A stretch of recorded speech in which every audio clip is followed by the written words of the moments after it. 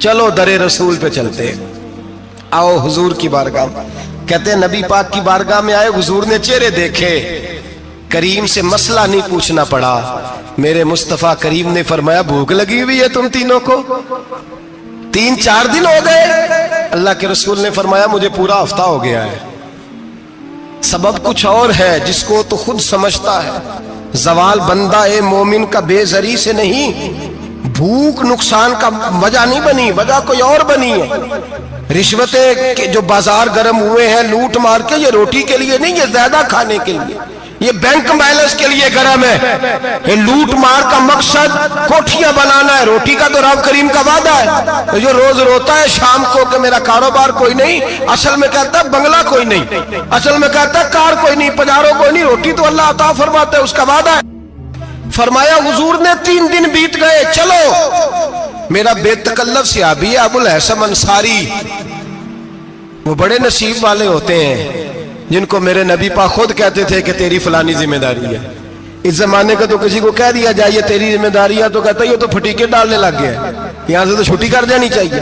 خوش ہوتے تھے صحابہ کہ ہماری ذمہ داری لگی۔ کہتے ہیں حضرت ابو الحسن انصاری کے گھر گئے، نبی پاک نے فرمایا بھوک بڑی لگی ہے، کھانا لا۔ کہتے ہیں حضور نے اسے کہا تو اس آدمی کو تو وجد ہی ہو گیا، اس نے کہا میرے اتنے نصیب کہ حضور کا یہ کھانا کھلا۔ آؤ دیکھو دنیا والو، آج جو سب سے زیادہ عزت والا ہے وہ میرا مہمان بنا ہوا ہے۔ فرماتے ہیں وہ دوڑے گئے، بکری اٹھائی، ذبح کی، بیوی کو کہنے لگے روٹی تیار کر، ادھر کھجوریں توڑی، انگور توڑے، کہنے لگے حضور آپ جب تک تناول کریں تب تک کھانا پک جاتا ہے۔ حضرت عمر کہتے ہیں روٹی پک کے آئی، بڑا پیارا گوشت، بڑا اچھا سالن، بڑا خوبصورت خلوص والا کھانا۔ فرماتے ہیں میں نے بڑا ہی کھایا۔ نبی پاک نے نہ ایک روٹی لی اور چھوٹی چپاتی، تھوڑا تھوڑا سالن کونوں سے، اور جب نبی پاک نے کھا لیا تو حضور کی آنکھوں میں آنسو آئے۔ حضرت عمر کہنے لگے حضور روئے کیوں؟ نبی پاک نے فرمایا سوچتا ہوں 7 دن کے فاقے کے بعد کھایا ہے، پر ڈرتا ہوں رب اس کا حساب پوچھے گا تو جواب کیسے دینا ہے، اس کا حساب بھی تو دینا ہے نا جو کھایا ہے۔ تو حضرت عمر فاروق کے ہاتھ میں کچھ چیز تھی، زور سے زمین پہ ماری، کہا محبوبہ 7 دن کے بعد بھی روٹی کھائے تو حساب دینا ہے۔ نبی پاک فرمانے لگے عمر وہ مالک ہے نا، تو جب دیتا ہے تو حساب نہیں لے سکتا، حساب تو دینا ہے، حساب تو دینا ہے، تیاری رکھو۔ صحابہ کرام فرماتے ہم نے ارادہ کیا کہ آج کے بعد ہم پھر فاقے کریں گے، کم کھائیں گے، اس لیے کہ حساب دینا ہے۔ میرے بھائی وہ فاقہ کشی کرتے تھے، ڈرتے تھے۔ یہاں تو لوگ کھا کے بیمار ہیں، کھاتے جا رہے ہیں، سوتے جا رہے ہیں، کھاتے جا رہے ہیں، سوتے جا رہے ہیں۔ یہ بھی وقت آئے گا رمضان شریف کا، سویرے درس پہ آؤ کہتے نیند بڑی آتی ہے، سویرے 2 سپارے پڑھ کے سویا کرو کہتے صاحب نیند بڑی آتی ہے، فجر کے بعد ہی تو وقت ہوتا ہے اللہ اللہ کرنے کا، سحری کا، کھاتے جا رہے ہیں، سوتے۔ لوگ جماعت سے نماز نہیں پڑھتے، سو جاتے ہیں، جماعت کا ثواب چھوڑ کے سو جائیں گے۔ بھائی رمضان مبارک میں فاقہ کشی کی ٹریننگ ہوتی ہے، فاقہ کشی کی تربیت لے، رمضان میں روکے اپنے آپ کو، تربیت ہوگی۔ اور ہمارے صوفیاء فرماتے ہیں جو زیادہ کھاتا ہے اس کا نفس اس کو زیادہ پہ مائل کرتا ہے، خواہشات نفس پیدا ہوتی ہیں۔ میرے نبی پاک علیہ السلام نے جوانوں کو حکم دیا ہے یا معاشر الشباب، او جوانوں، یا رسول اللہ کیا حکم ہے؟ فرمایا یا نکاح کر لو اگر طاقت ہے، نہیں طاقت تو روزے رکھو۔ حضور روزے سے کیا ہوگا؟ فرمایا تمہارا نفس کچلا جائے گا، شیطان وسوسہ اندوزی نہیں کرے گا۔ آج نوجوان بڑھ بڑھ کے کھاتا ہے، بہت زیادہ کھاتا ہے، کبھی اس ہوٹل سے کھاتا ہے، کبھی اس ہوٹل سے کھاتا ہے۔ اتنا زیادہ کھائیں گے تو نفسانی قوتیں اچھل کر کے آئیں گے، مشکل ہو جائے گا۔ شادیاں دیر سے ہوتی ہیں، ماں باپ آنکھیں بند کر کے بیٹھے ہوئے ہیں۔ اگر ماں باپ کی ذمہ داری ہو اور ماں باپ نکاح نہ کرے تو نبی پاک نے فرمایا بچے گناہ کریں گے تو جتنا گناہ بچے کو اتنا باپ کو بھی ہوگا۔ تو ماں باپ چپ ہیں، دوسرا شادی مشکل بڑی ہے، مہنگی بڑی، اور تیسرا نہیں کر رہے کچھ لوگ تو روزے بھی نہیں رکھ رہے۔ تو رمضان ان کے لیے بھی وقت ہے، نفسانی قوتیں کچلی جائیں گی، کھانا جتنا کم کھایا جائے گا اتنا وجود کے اندر نفسانی خواہشات کم پیدا ہوں۔ تو رمضان تو پریکٹس ہے مجاہدے کی، دین کی۔ اور دوسرا میرے حبیب پاک صلی اللہ علیہ وسلم نے فرمایا ہے، حضور فرماتے ہیں کہ رمضان اور قرآن کا آپس میں رشتہ ہے۔ قرآن پاک کتنا پڑھنا چاہیے روزانہ؟ زیادہ سے اللہ جزا دے، امید ہے آپ زیادہ سے زیادہ ہی پڑھتے ہوں گے۔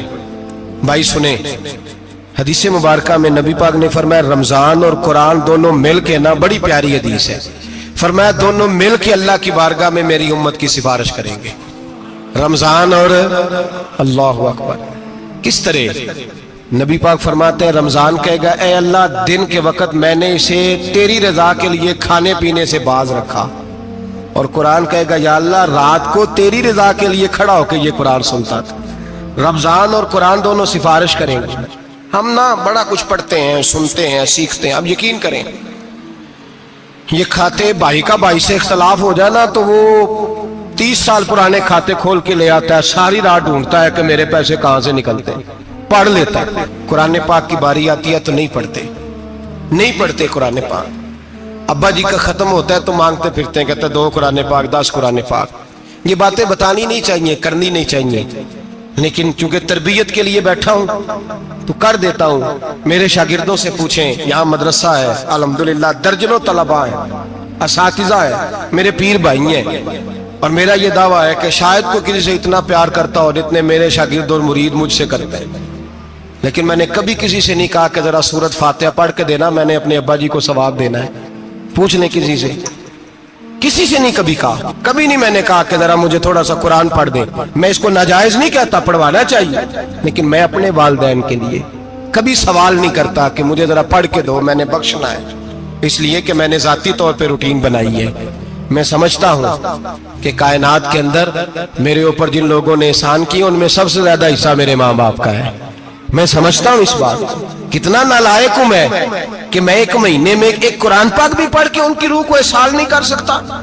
मेरा ये तरीका है जाती, मैं कदगन नहीं लगाता, मेरा जाती तरीका ये अलहम्द से शुरू करो और 2 सूरतें छोड़ के कुरान पाक खत्म कर दो आखिरी, और फिर फलक और नास सूरतें साथ ले जाओ।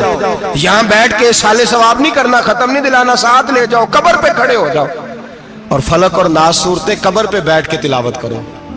और जो कुरान मजीद पढ़ा है उनकी रूह को वहां एहसाल करो। ओ भाई, औलाद जब माँ बाप के लिए पढ़ती है तो उसे कहना नहीं पड़ता अल्लाह बख्श दे, इसलिए कि औलाद की नेकियां खुद ब खुद माँ बाप के खाते में जमा होती हैं, खुद नेकियां जमा होती हैं। मेरे भाई, तू बच्चों से ये तो मुतालबा करता है कि बेटा इस साल रमजान मुबारक में मेरे लिए सत्तू जरूर बनाना, फलानी चटनी जरूर तैयार करना, ये क्यों नहीं कहता बीवी से कि डिशे कम बनाना? तू भी बैठ के कुरान पाक पढ़, मैं भी कुरान पाक पढ़ता हूँ। इधर आओ बेटा, यहाँ बैठ के तिलावत करो, मैं भी करता हूँ। बेटी इधर आओ, बैठ के कुरान पाक पढ़ो। कितना वक्त लगता है? हाफिज और कारी और उलमा अगर पढ़े तो 20-25 मिनट लगते हैं कुरान पाक का सिपारा पढ़ने, और अटक अटक के पढ़ने वाला भी पढ़े तो 1 घंटा लग जाएगा। और मेरे नबी पाक सल्लल्लाहु अलैहि वसल्लम ने फरमाया जो कुरान पढ़ते हुए अटकता है अल्लाह उसे डबल सवाब अता फरमाता है।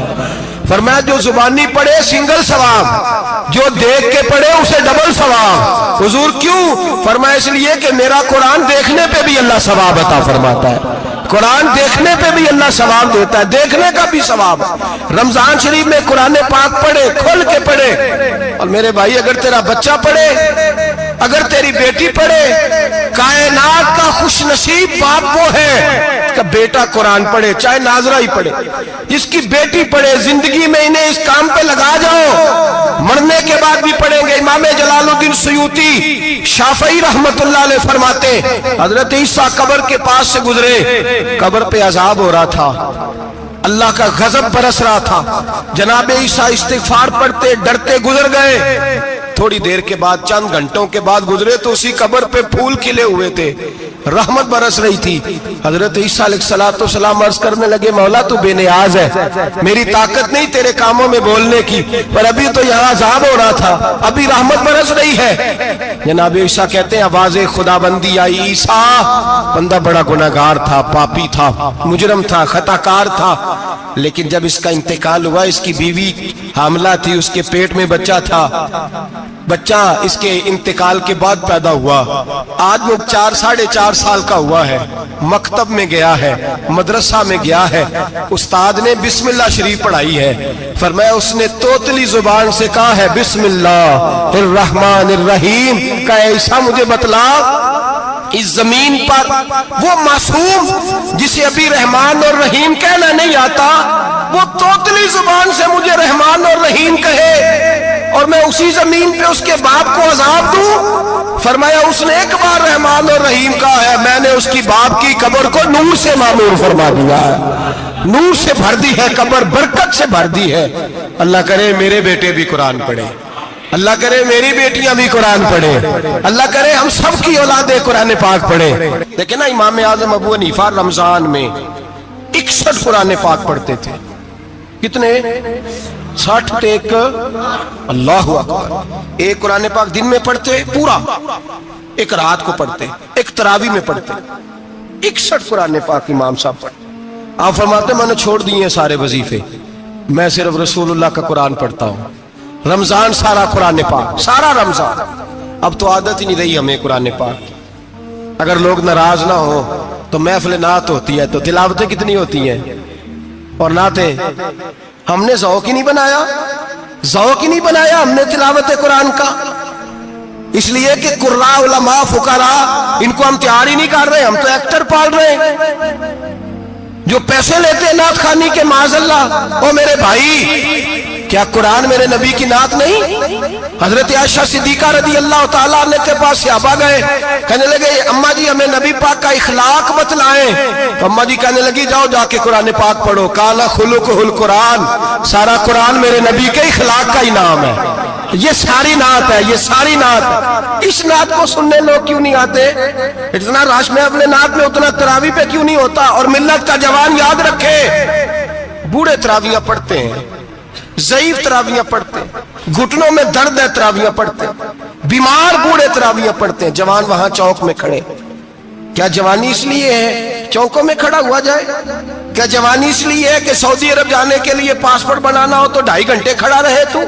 شناختی کارڈ کے دفتر تو کھڑا رہے، پروٹیکٹر کے لیے کھڑا رہے، کافروں کے سامنے کاسا لیسی کرنے کے لیے تو کھڑا رہے، تو نوکری پہ جائے تو ساری رات کھڑا رہے، اور تو قرآن کے لیے کھڑا نہیں ہوتا؟ میرے محبوب نے فرمایا من قام ایمانا واحتسابا غفر له ما تقدم من ذنبه۔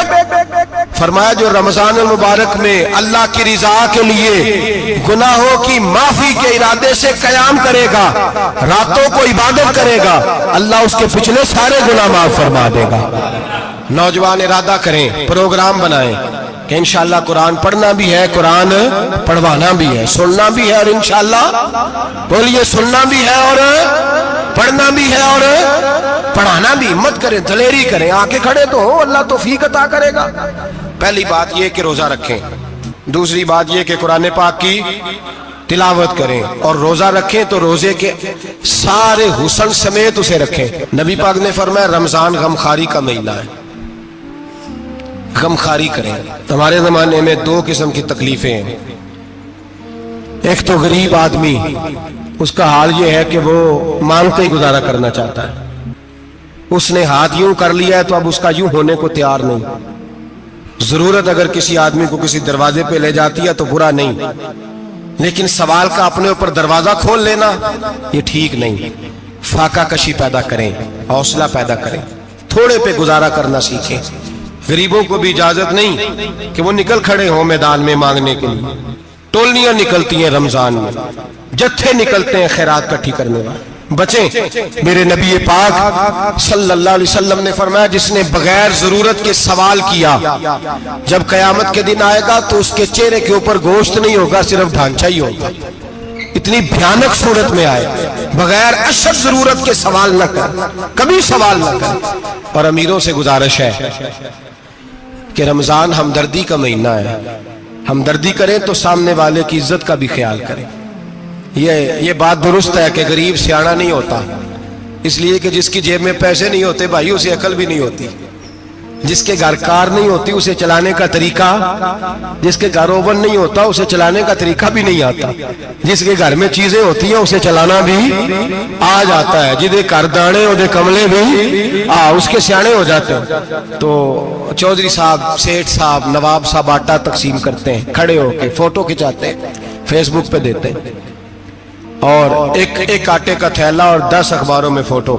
اللہ سے ڈریں، رمضان ہمدردی کا مہینہ، ہمدردی کا۔ غریب کو دیں تو اس کی عزت کو رسوا نہ کریں۔ میرے نبی پاک علیہ السلام کے صحابی حضرت عبداللہ ابن عمر رضی اللہ تعالیٰ عنہ ڈھونڈ کے لاتے تھے مسکینوں کو، ڈھونڈ کے، اور جب لاتے تھے تو اپنے دسترخوان پر بٹھا کر اپنے ساتھ افطاری کرایا کرتے تھے۔ اور پھر فرمایا اللہ تعالیٰ نے لن تنالوا البر حتی تنفقوا مما تحبون، اللہ کے راستے میں وہ چیز دینی ہے جو تمہیں زیادہ پیاری ہو۔ کون سی چیز جو تمہیں؟ میں تھوڑا سا بے باک ہوں، بعض دوستوں کے ساتھ، سب کے ساتھ نہیں۔ ایک دوست مدرسے میں گھی دینے آئے ایک دفعہ، تو وہ والا گھی دے گئے جو سب سے سستا تھا۔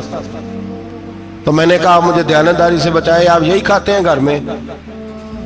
کہنے لگے نہیں۔ تو میں نے کہا پھر ہم نے بچے مارنے کے لیے تو نہیں نہ رکھے ہوئے، کیا وہ والا گھی اللہ کے راستے میں پیاری چیز دے رہی ہے نا، اس لیے گلے گلے نوٹ لوگ مسجد کے گلے میں ڈال جاتے ہیں، پھٹے ہوئے ڈال جاتے ہیں، کہتے ہیں جوڑ لیں گے مولوی صاحب۔ اور خدا کے بندے پیاری چیز دینی تھی تو نے، اور تو نے اس کا ترجمہ الٹ کر لیا ہے۔ سمجھ لیں رمضان المبارک میں کسی غریب کی مدد کرنی ہے تو ساتھ اس کی عزت بھی کرنی ہے۔ نبی پاک علیہ السلام کے دروازے پر جب سے، یہ جملہ ایک ہے لیکن بڑا قیمتی ہے، صحابہ کہتے ہیں جب ہم دروازہ رسول پہ جاتے تھے خیرات بھی ملتی تھی اور عزت بھی ملتی تھی۔ خود بھیک دے خود ہی کہیں منگتے کا بھلا ہو، خیرات بھی ملتی تھی اور عزت بھی ملتی تھی۔ نبی پاک ساتھ عزت بھی دیتے تھے، مسکین کو غریب کو دیں اور خیر خائی کریں۔ جوتے بیچنے والے جوتوں کے ریٹ سستے کریں، کپڑا بیچنے والے کپڑے کا ریٹ، درزی صاحب بھی ریٹ سستا کریں، دکاندار بھی چیزوں کا ریٹ، حکیم صاحب پیسے کم لیں، ڈاکٹر پیسے کم کریں، حکومت نرخوں میں کمی کرے، اور یہ کام اجتماعی طور پہ کریں۔ میرے نبی پاک نے فرمایا رمضان غمخواری کا مہینہ ہے، اس میں غمخواری کرنی ہے، دوسرے کا خیال کریں، احسار کریں، قربانی کریں۔ یہاں ہر چیز کا ریٹ بڑھ جاتا ہے رمضان شریف میں، ہر آدمی کہتا ہے میرا سیزن آ گیا ہے، توجہ بڑھائیں، خیال کریں، غمخواری کا مہینہ ہے۔ اور پھر آپ لوگوں سے یہ بھی گزارش ہے کہ رمضان المبارک کا جب مہینہ آئے تو جس آدمی کے ساتھ نیکی کرنی ہے وقت پہ کریں۔ کسی غریب کو پیسے دینے ہیں، کپڑے دینے ہیں تو یکم رمضان کو دیں۔ میں اکثر دوستوں سے پوچھتا ہوں، میں کہتا ہوں قاری صاحب نو جوڑا کدو دیندے ہو؟ کہندے 27 والے دن۔ میں کہ مینوں لگ گئی سمجھ، تہاڈی سازش ہے کہ جڑے سوان کے پا نہ لوے۔ ایویں مولوی چودھری صاحب دے نال دے کپڑے پا لے تے کتے لکھیا ہے اینوں دینا ہے 27؟ تسی دسو 27 والے دن کو درزی سی کے دیندا ہے؟ انہوں 3 گنا بھی پیسے دئیے تو کہندے جڑے باقی نے انہاں دے نہیں بٹن پہ لگ دے میرے کولوں، کتھوں جوڑا سی کے؟ تو کس دن دیتے ہو قاری صاحب کو؟ کیا مقصد ہے؟ پہننے کے لیے دے رہے ہو یا اس لیے دے رہے ہو کہ نہ پہن سکے؟ تو بھائی آپ جب کسی کو کوئی چیز دیں گے تو کب دیں گے؟ جب وہ استعمال کر سکے۔ غریب کو لوگ فطرانہ دینے جاتے ہیں عید سے ایک دن پہلے، تو کیا کرے گا اس کا؟ وہ نہ تو کپڑے خرید سکا نہ روٹی لا سکا، بلکہ میرے حضرت صاحب فرماتے ہیں رمضان سے پہلے دے دو، رمضان کی نیت کر کے رمضان سے 1-2 دن پہلے دے دو، اللہ رمضان جتنا ثواب ہی عطا فرمائے گا۔ رمضان سے پہلے دو جس کو کچھ ہے دن، قبل از وقت تیاری کرو۔ اور میرے قبلہ صاحب فرمایا کرتے اپنے کپڑے بعد میں، غریب کے بچوں کے کپڑے پہلے، اپنے گھر کی ضروریات بعد میں، غریبوں کی ضروریات، اس لیے کہ اللہ پاک نے ان کا رزق بھی ہمارے گھر بھیج دیا ہے۔ ہماری ڈیوٹی لگائی ہے کہ تم نے بانٹنا، بانٹنے والے بنو، اور یہ ذہن بنائے کہ پتہ نہیں کس کا حصہ تھا جو اللہ نے میرے گھر بھیجا، یہ ذہن بنا کے بانٹ۔ اور جس کو دینے جائیں، ہاں آپ کو اجازت ہے تھوڑا بہت پتہ کرنے کی، لیکن تھوڑا بہت تفتیش کرنے کی اجازت، بال کی کھال اتارنے کی اجازت۔ میں نے دیکھا ہے لوگ غریبوں کا انٹرویو لیتے ہیں، تیرا تو فلانا کمانے والا نہیں، تیرا تو فلاں بچہ، او بھائی بہت سارے غریب ایسے ہیں، بڑے ہیں جو کمانے کی کوشش کرتے ہیں لیکن ان کا سبب نہیں بنتا۔ ہاں ہے ایسے لوگ جو سعودی عرب چلے گئے ہیں، کہتے ہیں تیرا تو فلاں باہر نہیں گیا ہے، لیکن سارے سعودی عرب جانے والے بھی مال کمانے کی طاقت نہیں رکھتے، کئی وہاں بھی بیٹھ کے بیچارے قرضوں میں الجھے ہوئے ہیں، وہاں والوں کے ظلم کا شکار ہے، بہت ساری آزمائشوں میں تو تفتیش کرتا ہے۔ میرے امام شافعی کا ایک جملہ اگر آپ کو یاد رہ گیا تو بات بن جائے گی۔ امام شافعی رحمت اللہ، بلکہ حضرت غوث اعظم جیلانی کے پاس وہ بات آپ کو زیادہ فائدہ دے گی۔ حضرت غوث اعظم جیلانی کو ان کا ایک مرید سمجھانے لگ گیا، کہنے لگا حضرت جی آپ سب کو دیتے رہتے ہیں، ہر بندہ مستحق نہیں ہوتا، ذرا ٹٹول کے دیا کریں۔ تو غوث اعظم جیلانی فرمانے لگے بھائی مجھے تو لگتا ہے تو بھی ان چیزوں کا مستحق نہیں تھا جو اللہ نے تجھے عطا کر دی ہے۔ پہلے تو بتا تو مستحق تھا, تجھے اپنی حیثیت اوقات کا پتہ ہے جو اللہ نے تجھے دے دیا؟ طاقت تھی, کوالٹی تھی تیرے اندر, وہ صلاحیت تھی. رب نے تو نہیں تیری تفتیش کی کہ تو قابل ہے کہ نہیں, تو اللہ کے بندوں کی تفتیش کرتا پڑتا ہے. امام شافعی فرمایا کرتے, امام شافعی فرماتے رب تجھے پرکھ کے نہیں دیتا, ٹٹول کے نہیں دیتا, رسوا کر کے نہیں دیتا, تو غریبوں کے ساتھ یہ سارا ظلم کیوں کرتا ہے؟ بس پتہ چل گیا وہ ضرورت مند ہے تو دے, اس لیے کہ اجر تجھے غریب نے نہیں دینا, اجر اللہ نے دینا ہے. اور اللہ اجر عمل پہ نہیں دیتا, اللہ تو نیت پہ اجر عطا فرماتا ہے. تو نیت دیکھ تیری کس طرح کی. تو میرے بھائی غریب کو دیں قبل از وقت دیں. رمضان مبارک میں چوتھا کام, بات آخری اور چوتھا کام سنیں, رمضان میں دین سیکھیں. شیطان قید ہوتا ہے زیادہ سے زیادہ, اور جب آدمیوں کا پیٹ خالی ہوتا ہے نا تو ذہن جو ہوتا ہے نا وہ بھی اس کا فریش ہوتا ہے. اس میں کوشش کریں دین سیکھنے کی. میرے نبی کریم صلی اللہ علیہ وسلم نے اس دین کو علم کا دین قرار دیا ہے, شعور کا دین قرار دیا ہے, فہم کا دین قرار دیا. نبی پاک صلی اللہ علیہ وسلم نے فرمایا ایک عبادت کرنے والا عشاء کے بعد کھڑا ہو اور فجر تک نماز پڑھتا رہے. ایک عالم دین عشاء پڑھ کے سو جائے, اٹھ کے فجر پڑھ لے, تو وہ 70 عبادت کرنے والوں کا درجہ زیادہ نہیں, عالم کا درجہ پھر بھی زیادہ ہے. اس عالم دین کا درجہ زیادہ ہے, اس لیے کہ وہ لوگوں کو آگاہی دیتا ہے, شعور بخشتا ہے. یہ دین جو ہے یہ, اور نبی پاک صلی اللہ علیہ وسلم نے فرمایا عبادت کرنے والے پر عالم کا درجہ اتنا ہی زیادہ ہے جتنا میرا درجہ اپنے غلاموں پر زیادہ ہے. عالم کو حضور نے اتنا بڑا مقام دیا. دین سیکھیں, شعور حاصل کریں, یہ فقاہت کا دین ہے, شعور حاصل کرنے کا دین ہے. اور نبی پاک صلی اللہ علیہ وسلم نے فرمایا دین کی ایک بات سیکھ لینا 1000 نفل پڑھنے سے زیادہ درجہ رکھتی ہے. دین کی ایک بات سیکھ لینا 1000 جنازے میں شرکت سے زیادہ درجہ رکھتی. دین کی ایک بات سیکھ لینا, میرے نبی پاک صلی اللہ تعالی علیہ وسلم ارشاد فرماتے 1000 مریض کی عیادت کرنے سے زیادہ درجہ رکھتی. فرمایا جس نے رات کے ایک لمحے میں دین کی ایک بات سیکھی اللہ اسے ساری رات عبادت کرنے سے زیادہ ثواب عطا فرمائے گا. میرے ایسا فرمایا کرتے جب سیکھنے والے کو یہ ثواب ملے گا تو بتائیے سکھانے والے کو کتنا ثواب ملے, اسے اللہ کتنا درد. رمضان آ رہا ہے, شیطان قید ہے, دین پھیلانے کی کوشش کریں, جد و جہد کریں. بڑی نیند آتی ہے فجر پڑھ کے, لیکن اگر کسی کا ارادہ بن جائے کہ دین سیکھنا بھی ہے اور دین بچوں کو, تو پھر کوئی نیند غلبہ. ایک مثال ایک عالم نے سمجھائی. کوئی بزرگ تھے درویش عالم, ان کے پاس ایک عورت آئی, کہنے لگی میں بچوں کو سویرے بڑا جگاتی ہوں, بچے جاگتے نہیں نماز کے لیے. بڑا عجیب جواب دیا بزرگوں نے, درویش نے, عالم نے. کہنے لگے بی بی کیوں نہیں جاگتے, جگایا کر, بیدار کیا کر, اٹھایا کر. کہنے لگی بڑی جدوجہد کرتی ہوں, اٹھتے نہیں, بیدار نہیں ہوتے. اللہ والے تھے نا. کہنے لگے یہ بتا اگر اس کمرے میں آگ لگ جائے تو پھر بچوں کو کیسے بیدار کرے گی, آگ سے بچانے کے لیے کیا کرے گی؟ پھر تو بالوں سے پکڑ بھی گھسیٹنا پڑا تو گھسیٹ کے کمرے سے لاؤں گی, پھر تو چوٹیں لگتی ہیں تو لگ جائے, پھر میں پرواہ نہیں کروں گی. آپ فرمانے لگے یوں سمجھ لے جہنم کی آگ جل رہی ہے, اگر تیرے بچے نے نماز نہ پڑھی تو آگ لگ جائے گی, اگر اس نے عبادت نہ کی تو اسے آگ. اب جیسے بھی تجھے اٹھانا پڑتا ہے اٹھا گھسیٹ کے باہر لا, لیکن اس کی نماز قضا. نیند بڑی آ رہی ہے سویرے, لیکن اگر دین نہ سیکھا تو مشکل ہو جائے. جیسے بھی اپنے آپ کو جگانا چاہیے, ہمت کرنی چاہیے, دلیری کرنی چاہیے. ہمیشہ مدحت خیر الانام میں گزرے, دعا ہے یہ عمر درود و سلام میں گزرے. آخر دعوانا